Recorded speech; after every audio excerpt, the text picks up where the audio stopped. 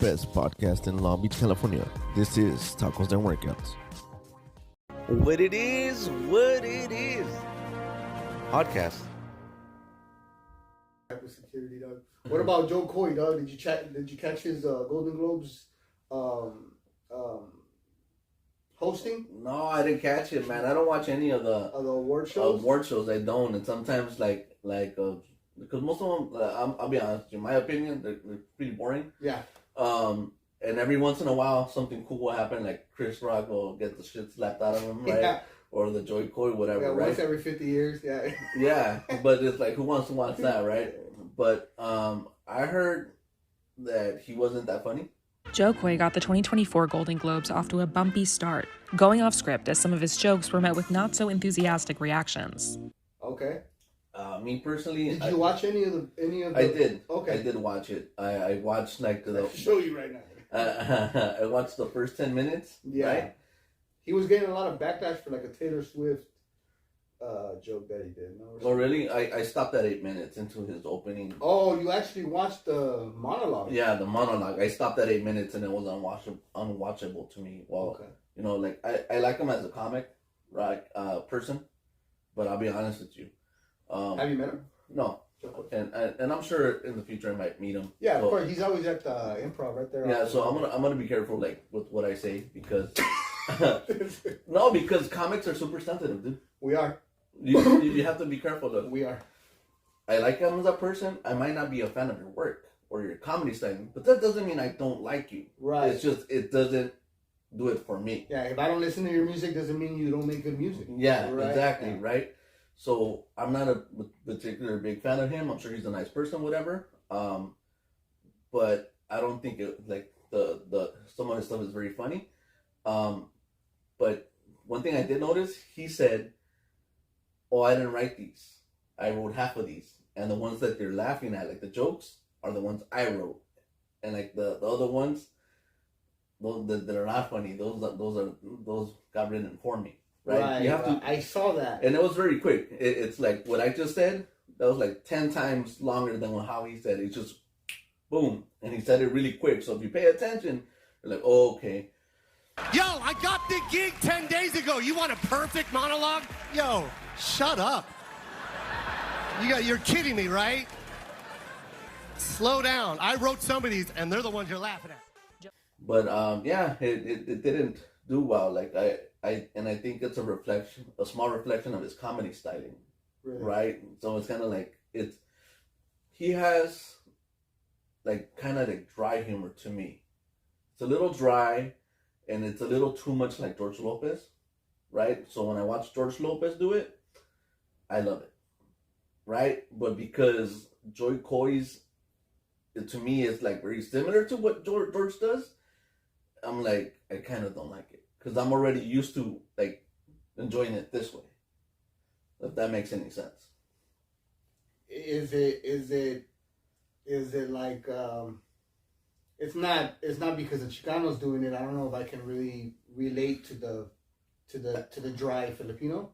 I think that's what it is because I don't connect with it that well because I'm not Filipino. Okay. So it's not relatable to me. I seen a video, dog, of some female was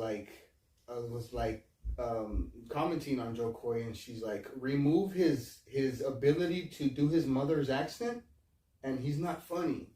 He's not, she was basically going in on him, bro. She was coming for Joe Coy, and she was like, and you know what, dude? And like I said again, look, it's probably people are going, who are you talking shit? No, I can't subscribe to that, bro. It's like to me, I'm just voicing my opinion. But I think it exposed them for like what kind of comic he is, right? Oppenheimer answered a lifelong question that's been on my mind for years. Yes, scientists do get laid. The moment in Barbie is when she goes from perfect beauty to bad breath, cellulite, and flat feet. Or what casting directors call character actor. And I think what you just said is very valid, right? But to put it in a different perspective, I might like George Lopez, right, and connect with him, right? But that doesn't necessarily mean that somebody in Arkansas or whatever, right, is going to connect with them because there's a disassociation because they're like, oh, I can't relate them. Yeah. Like sometimes when I go up and do comedy, right, depending on what kind of room I'm at, sometimes people will be like, I don't get it. Right. And not everybody's supposed to. Yeah. Right? Yeah, not everybody's supposed to get it.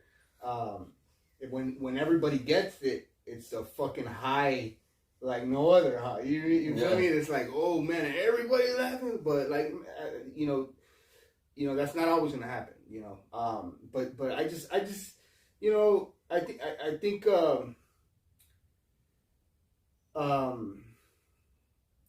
those award shows, man, they're really difficult because it's like, again, just like he said, bro, like, I can write a great opening monologue, but are they gonna let me do it the way I want to do it? They're gonna slap the handcuffs and say, you know, you can't say this, and this one. We want you to say this instead.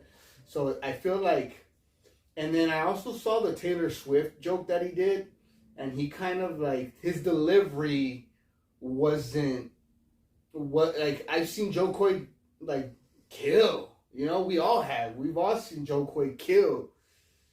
And that joke, he Mickey Mouse the delivery or like half-assed the delivery, and like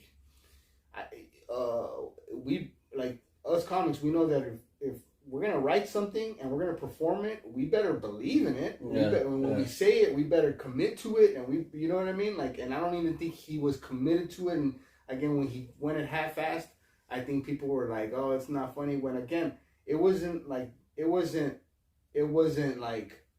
the most hilarious joke, but I don't think it was a bad joke. And people were just like, "Oh my god, bad jokes," and it was just so terrible. He was trash. And again, it's like, you know, it's like,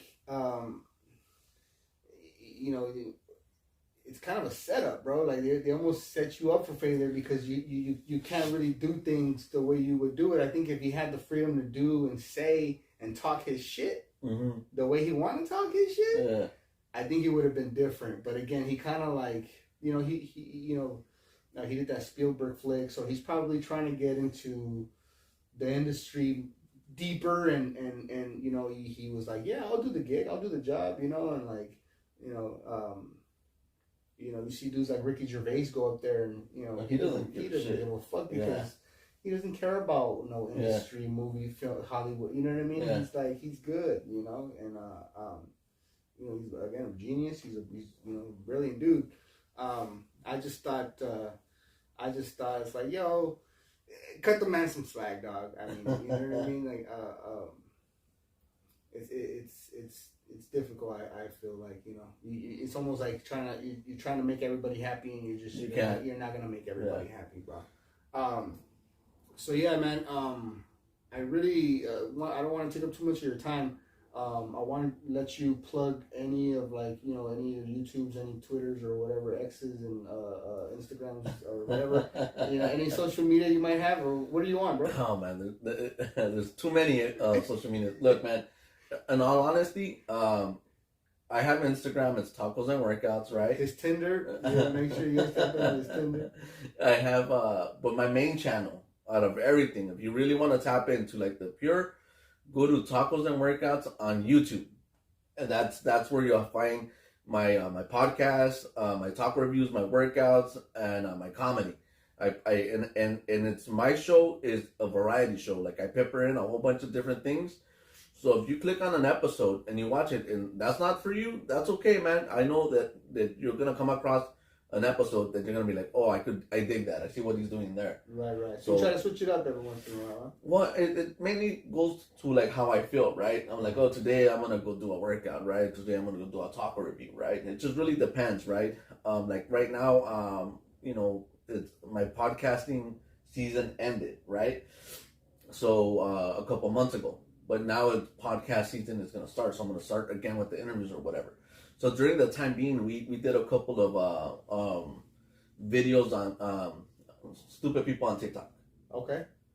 So it's we see TikToks. There's no shortage of that. No, it's just people tricking themselves out on TikTok, and then we did a couple of like reaction videos, like, oh, we talked about like what we just saw or whatever, right? And those have got like a good response, and those are fun within themselves. Like, those are like short, like 5 minutes, right? Nice. But the one that I'm really happy about that we recently did was the Kermit one. I don't know if you've seen it. Yeah, I seen the post. Yeah. Yeah. So it's like Kermit comes out and he starts exposing himself like to people on the internet. And I just thought it was a funny video. So watch that one. If anything, just watch that one. Don't give too much away. Don't give too much away. That's one of the funniest ones. But yeah, all my content is on Tacos and Workouts on YouTube. And we have a show coming up, and this Friday, right? Yeah, exactly, man. On East Los Tacos, Friday, January 19th, I'll be performing with alongside Tacos and Workouts and a few other dudes. So make sure you guys, I'm gonna put the link for the tickets. It's gonna be Eventbrite, so make sure you guys tap in with that. And who else you got on the lineup, man? We have like a great lineup. We have Victor Vasquez. He's going to be the host. Okay. We have you're going to go up there and do your awesome comedy.